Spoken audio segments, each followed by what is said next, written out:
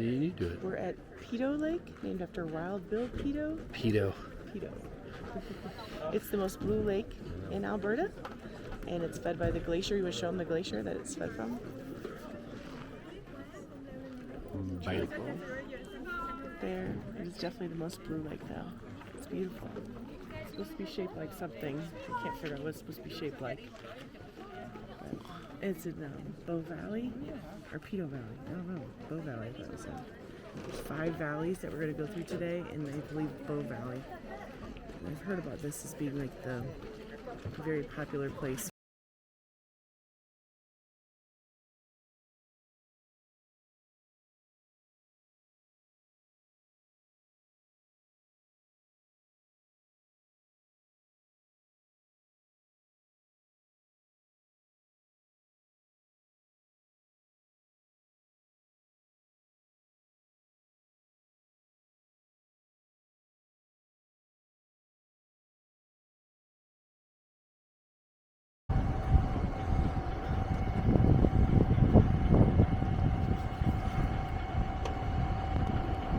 So we're at the Columbia Icefields. You can kind of see that's a glacier on top. I'm sure it doesn't look like much in the video, but that would be huge. We're actually going to drive up there. See it? Brewster's bus today.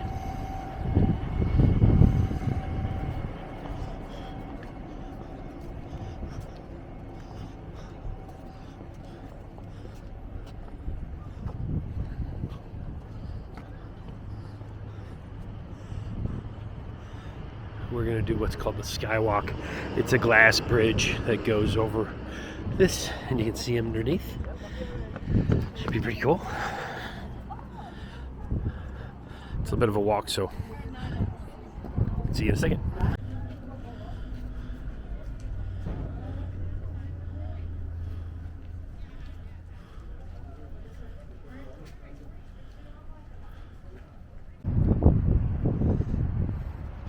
I don't know if the camera picks it up or not. The waterfall's down there, but I'll record it just to see.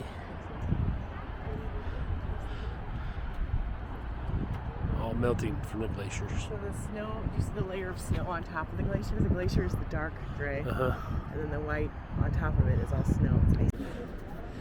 All right, here we go on the Skywalk. So creepy.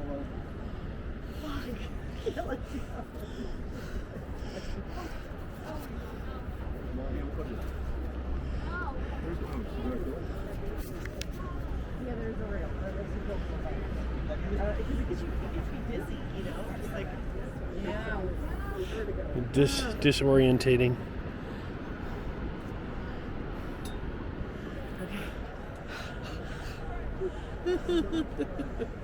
Okay, take a picture. There's My it. feet.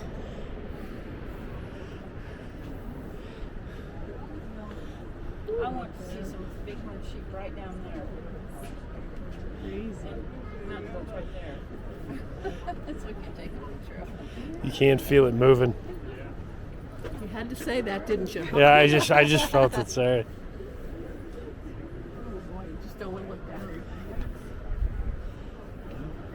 She said it could hold the weight of those 3 of those machines. I'm So. ready to barf. I know. Just look up. Okay, I'll see ya. Yeah, sometimes if you look down, they just kind of hang around on these cliffs, but kind of hard to see.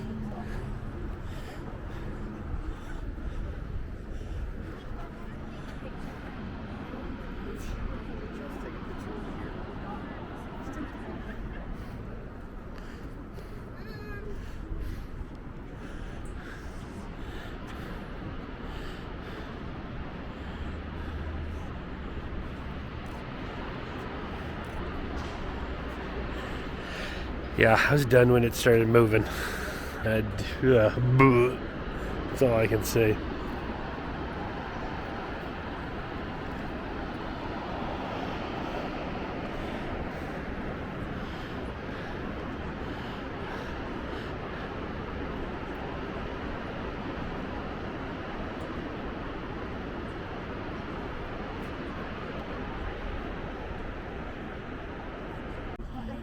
Okay, Sky Bridge. We're gonna try to do a walk across without burping. Here I go.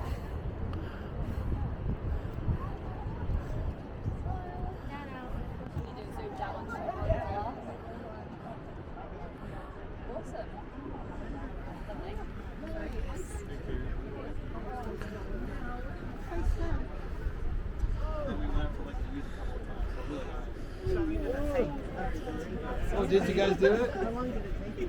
He called the kids and said, find the wheel, mom's trying to kill me. Yeah. I'm not gonna make it. His commentary of the video.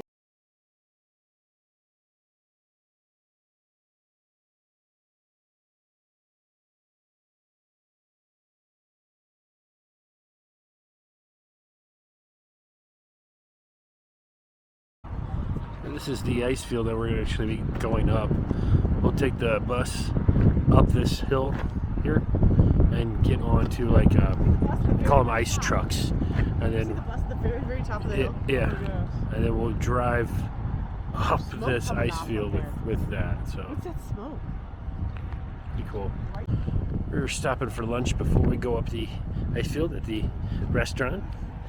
Part of our tour, we get lunch. You can see the building, it's neat.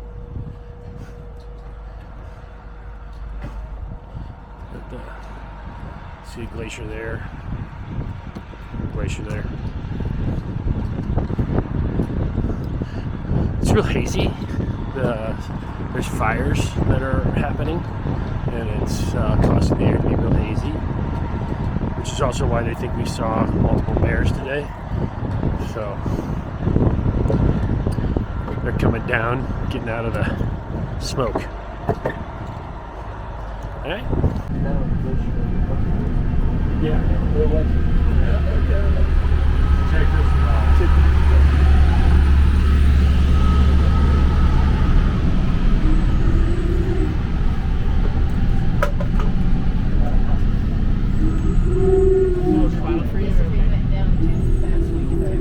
There's people all down there on the water. See it.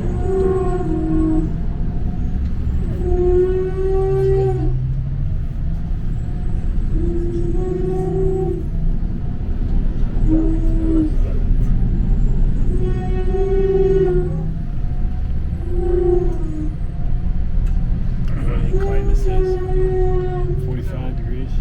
I think our lake property is steeper. It might be. It's close. Yeah.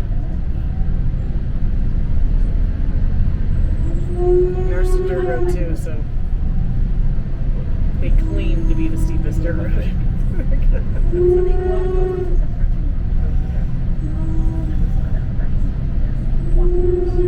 Ours is definitely steeper. Look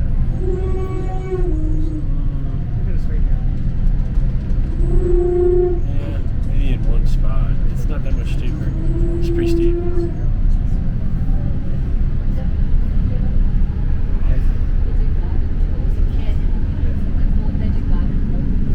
For that one.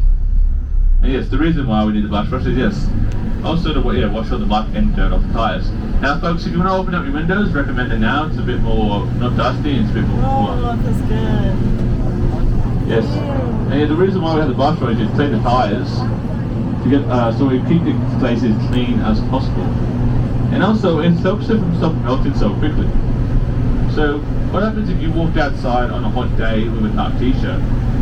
You get hot. So this is what happens to the glacier. There's a little bit of dirt on top of it, actually attracts the heat and melts the glacier a lot quicker.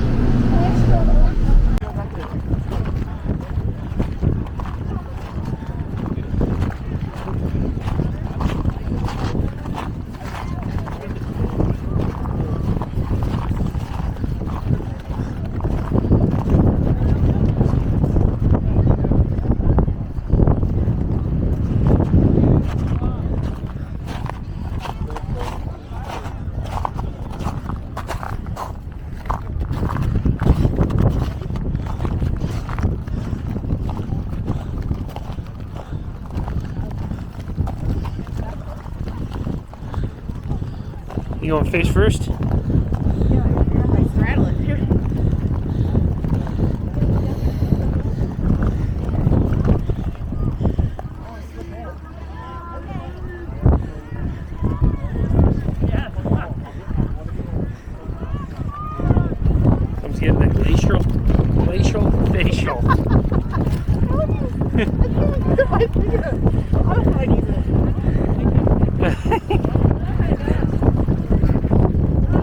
You look 13.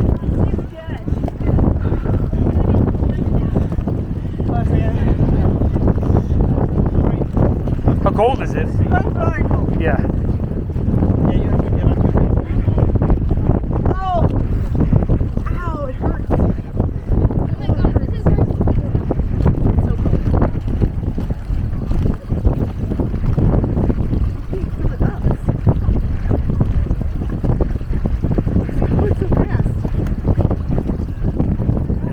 That's pretty full.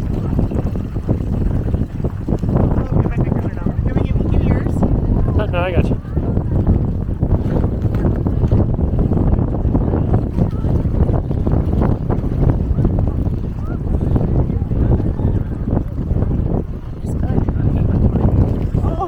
Here, I'll give you mine. Appropriate Mountain Dew. I got it up to fill level. Real Mountain Dew. Holy cow, that's cold. I know, it's like ice cream. Yeah.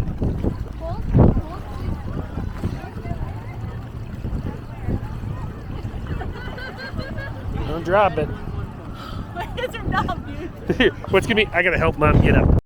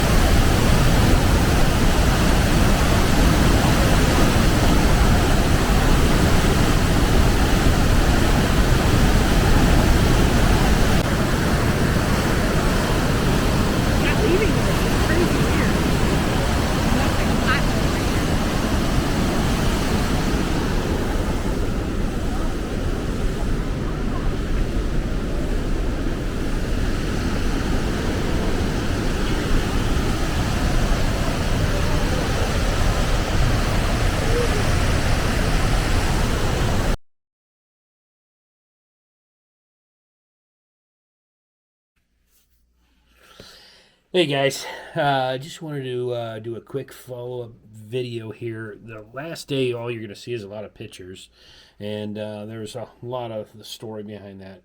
First started out with the fact that I accidentally forgot my camera at the hotel. So that whole day, we went on a shuttle for nature, wildlife look, whatever hunt. And then we ended up at Maligne Lake, where we got to do a cruise to a little island and hang out at this island. And then then we had this cool dinner at Maligne, or lunch, I'm sorry, at Maligne Lake, which was neat. And so I got a couple pictures of it. Unfortunately, no video, so it is what it is. But I did want to kind of catch you up. That night we got back and we went to the city and we ate at this place called Earl's Kitchen. It was awesome. The food was honestly one of the better meals that we had in Canada. They did a good job, but it's a chain restaurant that's pretty big in Canada. But we wanted to try it out, and it had I got a picture of it. It had a cool like outdoor sitting area and stuff, and it was kind of like on an upper level of a building. You'll see it on there. But I put a picture of that in there. When we got back from dinner, our hotel, we had no power, and so we weren't sure what was happening there. I texted the hotel and didn't hear back. So finally, they did text me back, but it was like 20 minutes later after the power turned on and then turned back off. And they said, "Hey, the electric's fixed. Everything's working now." And I texted them back right away. "No, it's not. We're still out." And didn't hear anything. And as we're laying there waiting for the power to come back on, we hear a bunch of commotion outside and yelling, and anybody there? And so opened up the door, and it was just some random guy telling us that there was we should pack our bags because there is a potential warning for an evacuation order for wildfire. We had heard a ton about wildfires the entire time because it was real hazy out, and then we were told it was the smoke from the wildfires, but the wildfires weren't near us. But apparently, lightning had struck there, which we did know that the weather was not great that day, and there was some storms apparently. And so, anyway, lightning struck and caught on fire. You can read it all about it if you look at it. We were in Jasper. Well, make a long story short, we were evacuees. So my brother said to me, he said, "Oh, I bet you got some great video." And to be honest with you, I took zero video. My mind was elsewhere. We didn't have a car. It was like scenes from a movie as me and my wife were walking up to the lobby to find out what the heck was going on. Cars were zipping out of there and leaving like crazy. And so it was a wild ride. When we talked to the hotel gentleman, he did not make us feel any better because he said, oh, don't worry. It's just a warning. These things happen every year. We're used to it. And he goes, and if they actually do evacuate, we'll come up with a plan. And I said, wait a minute.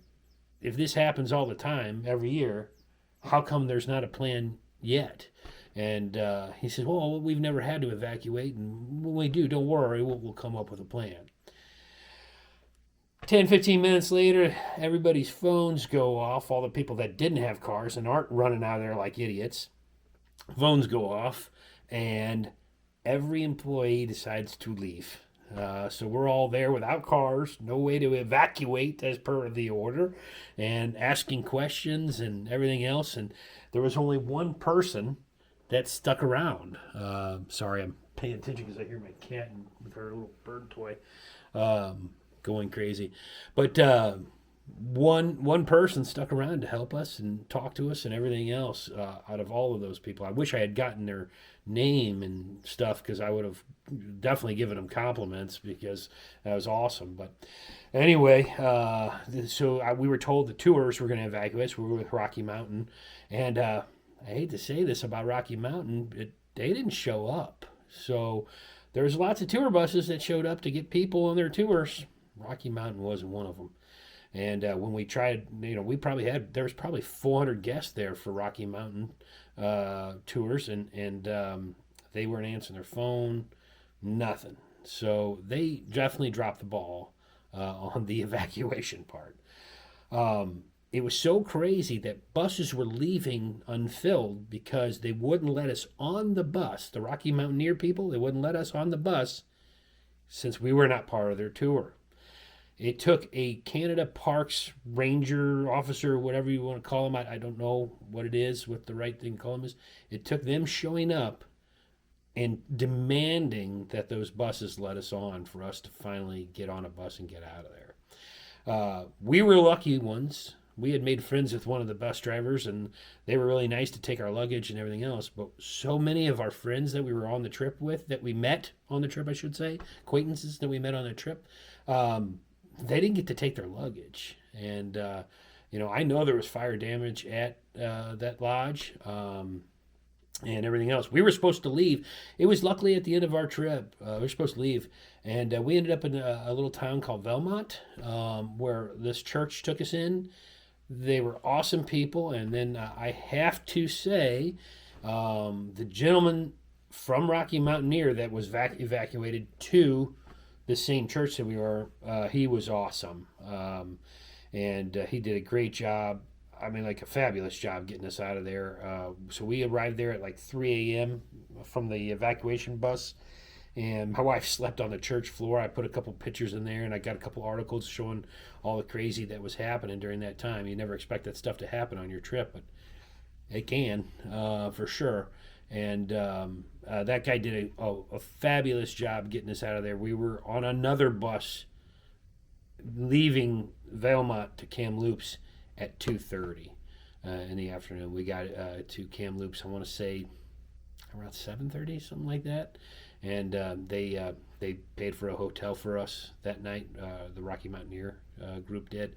So although they did a bad job on the evacuation, they did a really good job afterwards. I have to give them props for that. So, but yeah, so we get there at Kamloops, and to be honest with you, I was done. We wanted to get a good night's sleep, but I did a little research to see that there was a plane that flew out of Kamloops that morning at like about 6 a.m. Might have been at 5:30 or 6 a.m. I can't remember, and flew to Vancouver. So I knew once I had gotten to Vancouver, I could get us home. So that's what we did. So I took a picture of the little plane. It was a lot of fun. We walked out on the tarmac and up in the plane. It was neat. So I took a picture of that, and it was all hey.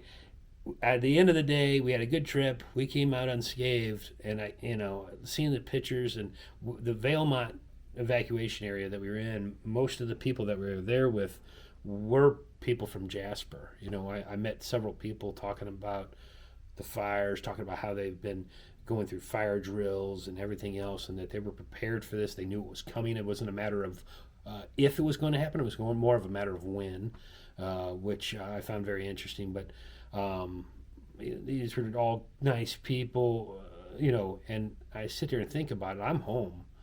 They don't even have a home to go to. If you look up that stuff about Jasper, you'll see that most of the damage was done to people's homes, and it was like 60% of the homes burned down. It was a rough deal. It was a crazy couple days for us, but for those people, it's been almost a couple weeks, and it's going to take them years of rebuilding.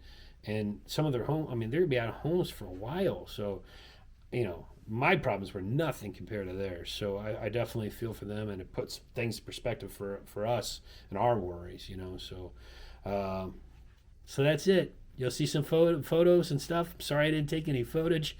If I had taken footage, I'd be a YouTube star probably. So I screwed up. But thanks for watching, and I hope you enjoyed some of the stuff for our trip. See you.